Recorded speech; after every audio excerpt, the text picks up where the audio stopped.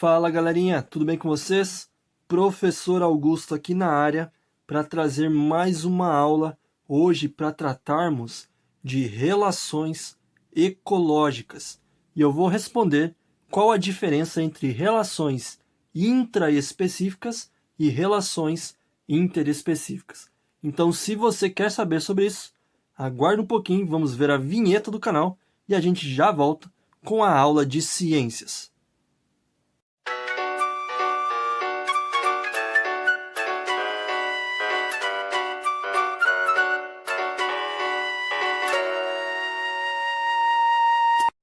Bem, começando então a aula agora, de vez.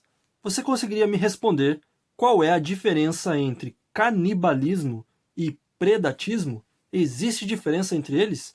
Sim, existe diferença e provavelmente você consegue me responder isso com facilidade. Por exemplo, no predatismo, nós temos uma espécie se alimentando de um indivíduo de outra espécie.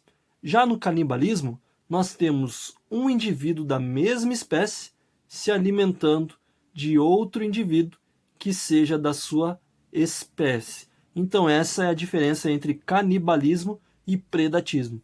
Tá, mas por que é importante começar falando sobre isso, professor? Bem, existe uma razão muito interessante.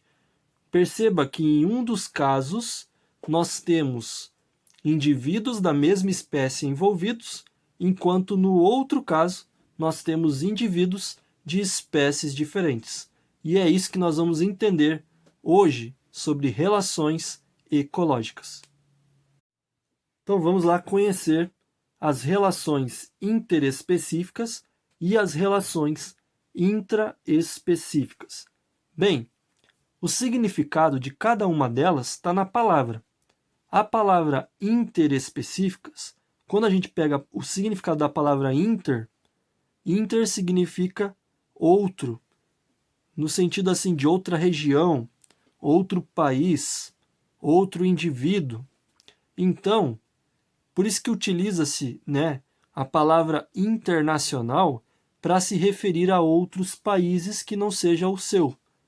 Então, relações interespecíficas são aquelas que vão ocorrer entre indivíduos que são de espécies diferentes.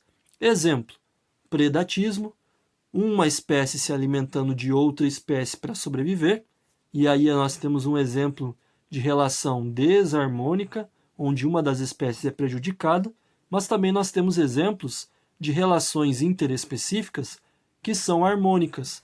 É o caso do comensalismo, onde nós temos uma espécie se beneficiando de outra sem causar prejuízos. Então nós temos aí uma relação interespecífica, espécies diferentes relacionando.